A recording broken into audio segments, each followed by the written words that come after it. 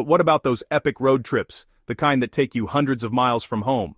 For now, gas cars still have the upper hand when it comes to long-distance travel. They offer unmatched convenience for cross-country adventures, family vacations, or spontaneous getaways. With a gas car, you can fill up almost anywhere in just a few minutes and get back on the road, covering hundreds of miles without a second thought.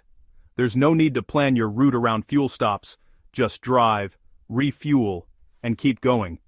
Road tripping in an EV, on the other hand, still takes a bit more planning. Charging stations aren't everywhere yet, especially in remote areas, so you'll need to map out your stops and make sure you have enough range to reach the next charger. Fast chargers are making things easier, but even the quickest charging sessions take 20 to 30 minutes, longer than a typical gas fill-up. That means you'll spend more time stopped along the way, whether you use that time to relax, grab a snack, or stretch your legs. For some travelers, these breaks are a welcome chance to rest and recharge themselves. For others, the extra weight can feel like a hassle, especially if you're in a hurry or traveling with kids.